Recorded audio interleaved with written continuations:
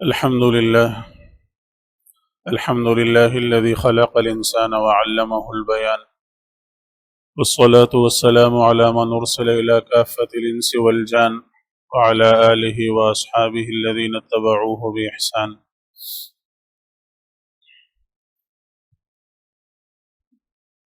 سبحانك لا علم لنا إلا ما علمتنا إنك أنت العليم الحكيم.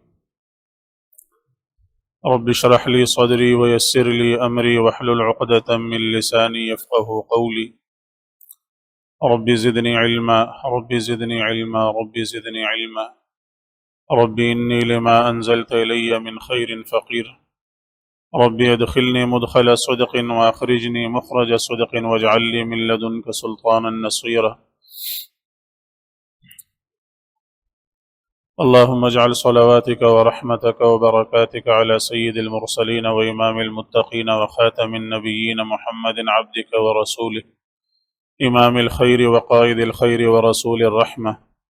اللهم ابعثه مقاما محمودا يغبطه به الأولون والآخرون.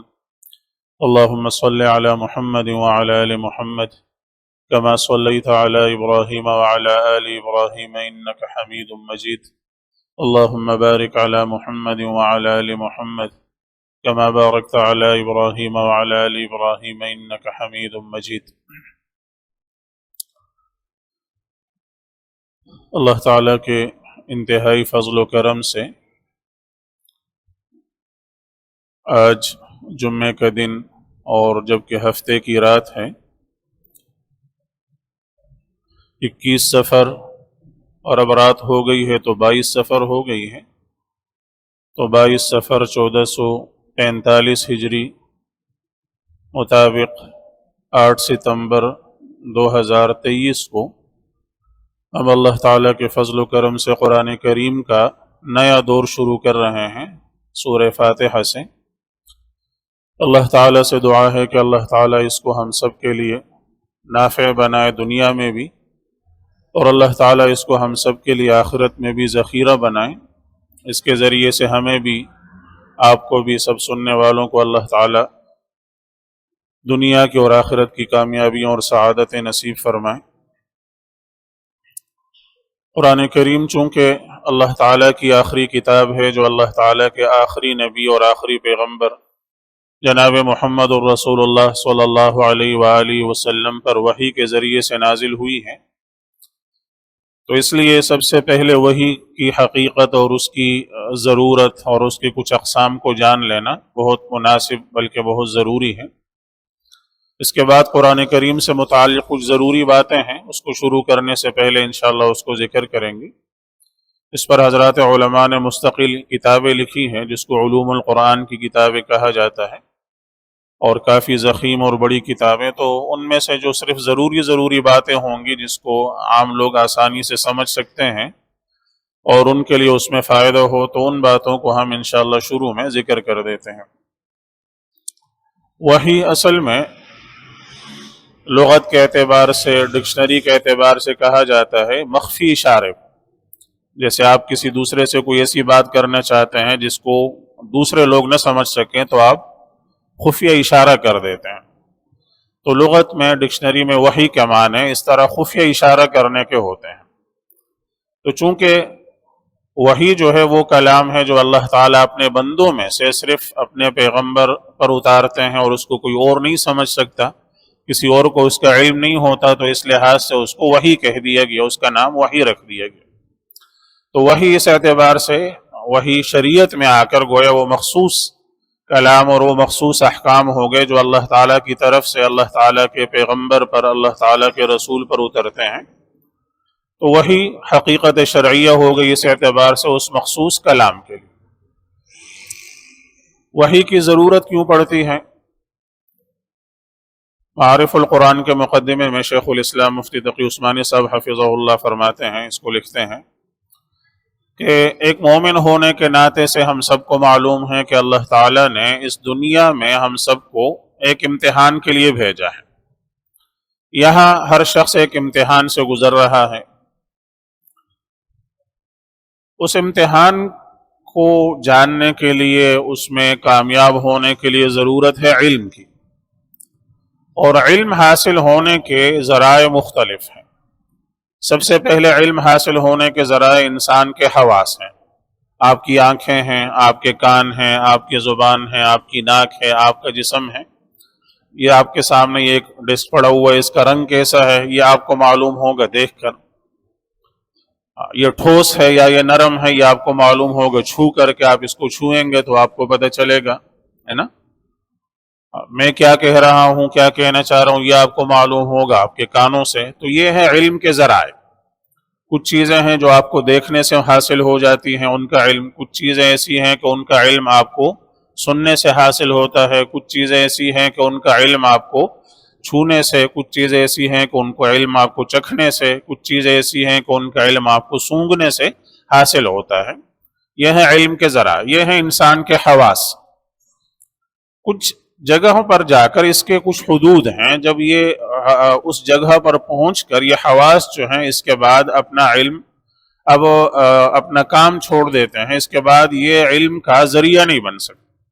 اب مثال کے طور پر یہی چیز آپ کے سامنے پڑی ہوئی ہے، دیکھنے سے تو آپ نے دیکھ لیا کہ اس کا رنگ کیسا ہے، چھونے سے آپ نے معلوم کر لیا کہ یہ ٹھوس ہے یا یہ نرم ہے یا یہ کیسی ہے، اس کی شکل و ہیئت کیسی ہے، لیکن اس کو کس مقصد کے لیے بنایا گیا ہے، کس نے بنایا ہے، کیسے بنایا ہے، یہ چیز آپ دیکھ کر یا یہ چیز آپ جو ہے وہ چھو کر معلوم نہیں کر سکتے۔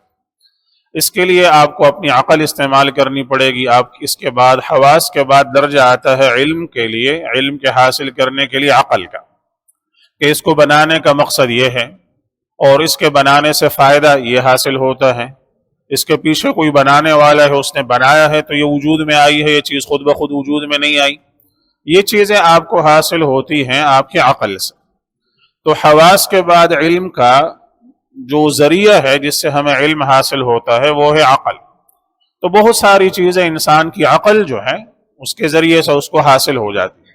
یہ پنکھا آپ کے سر پر چل رہا ہے، یہ تو دیکھ کر آپ معلوم کر لیں گے کہ یہ چل رہا ہے، لیکن یہ کیسے چل رہا ہے، اس کے پیچھے کیا قوت کار فرما ہے جو اس کو چلا رہی ہے، یہ آپ دیکھ کر معلوم نہیں کر سکتے۔ اس کے لیے انسانی عقل ہے جو اس کو بتائے گی کہ اس کو چلانے کے لیے قوت بجلی کی ہے اور وہ اس طرح جو ہے وہ بجلی کی قوت اس کو چلا سکتے۔ پھر عقل جو ہے ایک حد پر پہنچ کر اس کا کام ختم ہو جاتا ہے، اس کے بعد یہ فائدہ نہیں دے سکتی۔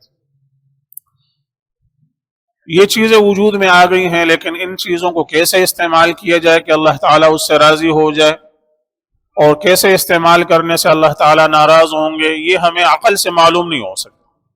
ہم اپنے عقل سے جتنے بھی سوچیں، جیسا بھی سوچیں، ہم یہ معلوم نہیں کر سکتے کہ اس چیز کو استعمال کرنے ہم اس طرح استعمال کریں گے تو اس سے اللہ تعالیٰ راضی ہو جائیں گے، اس طرح استعمال کریں گے تو اللہ تعالیٰ ناراض ہو جائیں گے۔ اب یہاں آ کر عقل کی حد ختم ہو گئی، عقل کا کام ختم ہو گیا۔ اس کے بعد اب ضرورت پڑتی ہے وحی کی۔ اب وحی کی ضرورت پڑتی ہے کہ وحی آ کر ہمیں بتائے کہ یہ کام اللہ تعالیٰ کی رضامندی کے ہیں، اس سے اللہ تعالیٰ راضی ہوں گے، یہ کام اللہ تعالیٰ کی ناراضگی کے ہیں، اس طرح کے کام کرنے سے اللہ تعالیٰ ناراض ہوں۔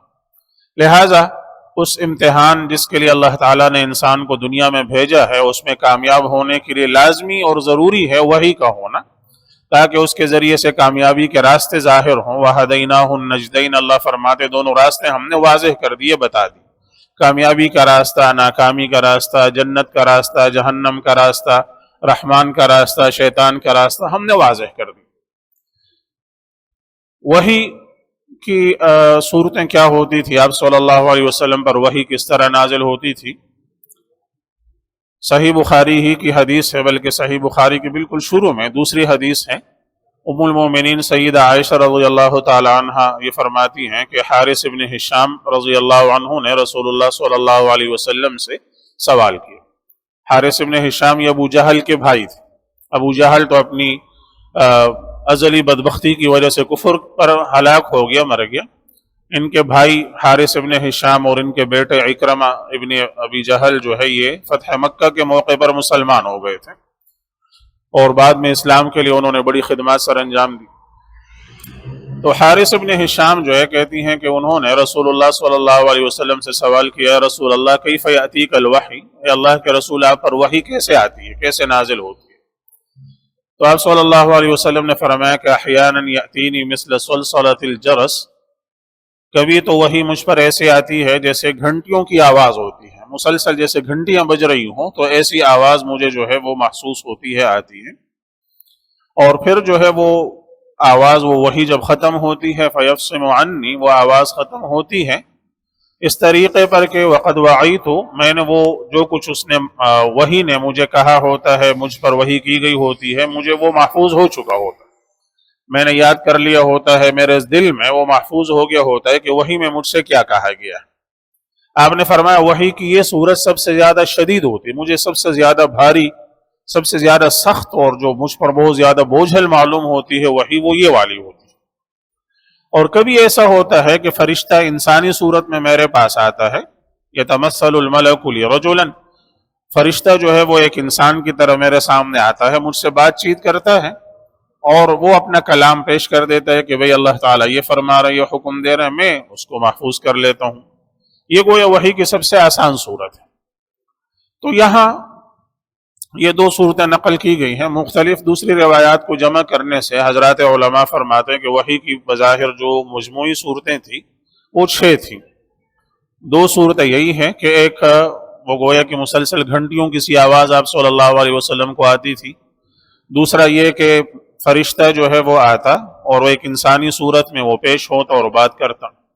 جب وہ انسانی صورت میں حضرت جبریل علیہ السلام آتے تو اکثر و بیشتر ایک بڑے خوبصورت حسین و جمیل صحابی تھے حضرت دحیہ کلبی رضی اللہ تعالیٰ، تو ان کی صورت میں آتے تھے اکثر و بیشتر۔ کبھی ایسا بھی ہوتا تھا کسی اور صورت میں آ جاتے تھے، لیکن اکثر انہی کی صورت میں آتے تھے۔ تیسری صورت جو ہے وحی کی یہ تھی کہ حضرت جبریل علیہ السلام اپنی حقیقی صورت میں آپ صلی اللہ علیہ وسلم کے پاس آتے اور وحی آپ پر نازل فرماتے، لیکن ایسا پوری زندگی میں 2 یا 3 دفعہ ہوا۔ آپ صلی اللہ علیہ وسلم کی پوری زندگی میں صرف 2 دفعہ یا 3 دفعہ ایسا ہوا کہ حضرت جبریل علیہ السلام کو آپ صلی اللہ علیہ وسلم نے ان کی حقیقی صورت میں دیکھا کہ انہوں نے جو ہے وہ پورا افق جو ہے اسے بھرا ہوا تھا اور 600 ان کے پر تھے۔ تو یہ تیسری صورت تھی۔ چوتھی صورت یہ تھی کہ وہ انسانی صورت میں بھی نہ آتے اور سامنے نظر بھی نہ آتے، بلکہ وہ دل ہی دل میں وہ بات ڈال دیتے تھے۔ اس کو ایک حدیث میں آپ صلی اللہ علیہ وسلم نے اس کو تعبیر کیا ہے کہ ان روح القدس نفس فی روحی، کہ روح القدس حضرت جبریل علیہ السلام نے میری روح میں یہ بات پھونک دی ہے، میرے دل میں یہ بات ڈال دی ہے۔ تو اس کو جو ہے وہ گویا دل میں الہام کرنا جیسے کہتے ہیں کہ دل ہی میں وہ بات ڈال دی جاتی تھی۔ تو یہ چوتھی صورت تھی۔ 5ویں صورت وحی کی یہ تھی کہ خواب میں آپ صلی اللہ علیہ وسلم کو خواب دکھا دیا جاتا تھا اور آپ جاگتے تھے تو آپ کو معلوم ہو جاتا کہ یہ وحی کے ذریعے یہ حکم دیا گیا ہے۔ اور 6ٹھی صورت یہ تھی کہ اللہ تعالیٰ براہ راست آپ صلی اللہ علیہ وسلم سے کلام فرمانا۔ ایسا زندگی میں ایک ہی دفعہ ہوا، وہ معراج کی شب جب آپ صلی اللہ علیہ وسلم اللہ تعالیٰ کے حضور حاضر ہوئے تو وہاں اللہ تعالیٰ نے آپ صلی اللہ علیہ وسلم سے خود کلام فرمایا۔ یہ زندگی میں وہ ایک ہی دفعہ ہوا ہے۔ تو یہ 6 صورتیں مجموعی تھی وحی کی۔ ان مختلف صورتوں میں آپ صلی اللہ علیہ وسلم پر وحی نازل ہوتی تھی۔ فتح الباری میں علامہ ابن حجر عسقلانی رحمۃ اللہ علیہ نے حلیمی رحمہ اللہ سے نقل کیا ہے کہ وحی کی 46 صورتیں تھیں، لیکن وہ فرماتے ہیں کہ وہ 46 صورتیں بظاہر وحی کی نہیں تھیں، بلکہ وہ 46 صورتیں جو انہوں نے شمار کی ہیں وہ وحی لانے والے حضرت جبریل علیہ السلام کی مختلف صورتیں انہوں نے ذکر کی ہیں۔ جیسے کبھی وہ خود اپنی صورت میں آ گئے، کبھی انسانی صورت میں آ گئے، کبھی دحیہ کلبی کی صورت میں، کبھی دیہاتی کی صورت میں، کبھی وہ اس طرح 46 تک بن گئی ہیں۔ تو بظاہر وہ یہی 6 صورتیں مجموعی طور پر یہ بن جاتی ہیں۔ تو ان طریقوں پر آپ صلی اللہ علیہ وسلم پر وحی اترتی تھی۔ تو آپ صلی اللہ علیہ وسلم پر اللہ تعالیٰ کا کلام جو نازل ہوا وہ ظاہر ہے وحی کے ذریعے۔ تو وحی کی یہ مختلف صورتیں تھیں، اس کو ذرا وضاحت سے ذکر کر دیا گیا۔ اور جیسے بتایا گیا کہ اس میں سب سے مشکل اور بھاری جو صورت تھی وہ پہلے والی کہ جس میں گھنٹیوں کی سی آواز آتی تھی۔ چنانچہ خود ام المومنین عائشہ صدیقہ رضی اللہ تعالی عنہ صحیح بخاری کی اسی حدیث کے آخر میں فرماتی ہیں کہ رسول اللہ صلی اللہ علیہ وسلم کو میں نے دیکھا کہ سخت سردی کے زمانے میں جب انسان سردی سے کانپ رہا ہوتا ہے، آپ پر وحی کی کیفیت، وحی کا نزول ہوتا، اور جب وحی ختم ہوتی تو آپ کا چہرہ انور پر، آپ کے پیشانی مبارک پر اس وحی کے بوجھ کی وجہ سے اور اس کی شدت کی وجہ سے پسینے کی بوندیں جو ہیں وہ موتیوں کی طرح چمک رہی ہوتی تھی. اس کا بوجھ اتنا ہوتا تھا کہ جیسے انسان سخت سردی میں بھی بہت زیادہ بھاری اور مشکل کام کرتے ہیں تو جسم پر پسینہ آ جاتا ہے. تو آپ صلی اللہ علیہ وسلم پر سخت سردی کے زمانے میں پسینہ آ جاتا تھا اس وحی کے بوجھ سے. وہ اتنا شدید اس کا بوجھ ہوتا تھا.